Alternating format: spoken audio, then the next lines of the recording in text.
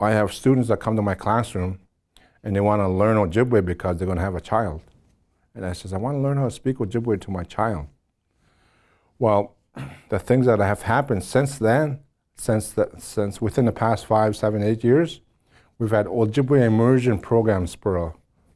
My grandson is in an immersion school, and they don't teach him Ojibwe 1 hour a week like we do at a school. They teach him Ojibwe across all subjects. So I don't know how they do it, but he's learning English in Ojibwe. I don't know how they do that. But he's learning to count in Ojibwe, he's learning to add in Ojibwe, he's learning geography in Ojibwe. And I heard that there's a school in LCO, Wisconsin, Lakota Way, Waduka Dading, have been doing it longer than anybody else. And their students typically score higher on the state exams. Even though the state exams are in English, they score higher because they're much more familiar with the material in English, in Ojibwe, even though the exams are in English.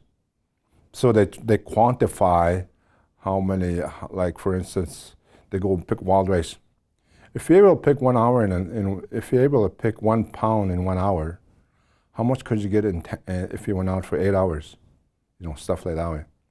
And if you're able to get 50 pounds of green rice and you roast it, and it comes back down to 25 pounds finished, how much would you get if you had 100 pounds? So they're able to quantitatively do that in Ojibwe. It's all done in Ojibwe, those words, which makes it really convenient.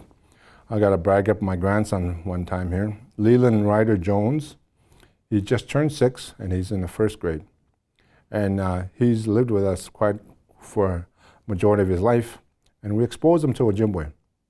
So we got a report card on him on his first 2 months of Ojibwe. He said that the teacher has yet to stump him on any words. And he's helpful to the other students. So at the time, the way it is right now, it's still at the point where they're really English dominant. And he tells them, teacher is asking you this. So the teacher's asking a child in Ojibwe, and the child doesn't understand. And Leland would jump in. She's asking you if you're hungry. So he's very familiar with the vocabulary that way. And so I'm thinking that'll be the next person that's going to be teaching an Anishinaabe language. So the Ojibwe language movement is really spreading out there, to the fact now I have my former students teaching out there. And which when I have their grandchildren in my class, then that's when I think, I probably should start thinking about retirement, So when all of these here, so the key thing here is that if you know the language and the interpretation from the dictionary, that's not enough. You also should search for the cultural meaning, okay? And it's not good enough that you know that Anemikika means an abundance of thunderbirds. That's not good enough. You have to explain to the kids, what is a thunderbird? Where do they come from? How do you treat them? Why are they so important? So to answer the who, what, where, why, and how. So if you are, a lot of the Ojibwe language teachers that are out there helping our kids are second language learners. And they cannot immerse the kids in Ojibwe the way it should be, but they can teach them vocabulary.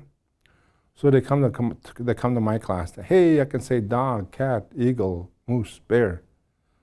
Interesting. Can you say the bear sleeps all winter in the woods and the bear is black? No. The bear has a large nose. Can you describe what it looks like to me? You tell me bear. What if I didn't know what that was? Can you tell me what it looks like? My students that graduate know how to do that.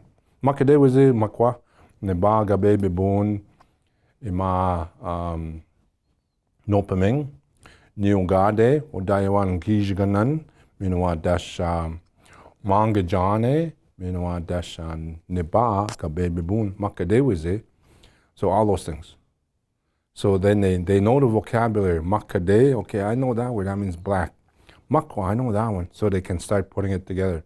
The bear is black. Makadeweze Makwa. Even the colors, you have to be familiar with that. There was a prophecy that the language was gonna come back. Recently in the Shake and Tent ceremony, a lot of our really good speakers, Indians, are the light-skinned Indians. And in that Shake and Tent, they told us, you know, the ones that are going to save the Ojibwe language are those light-skinned Indians. And it's happening. The very good speakers are those ones that are light-skinned but have Ojibwe heritage and are highly motivated to learn Ojibwe. And so they are the ones that are going to save the language. And that prophecy is coming together, is coming true. It is making a positive impact and impression upon all those.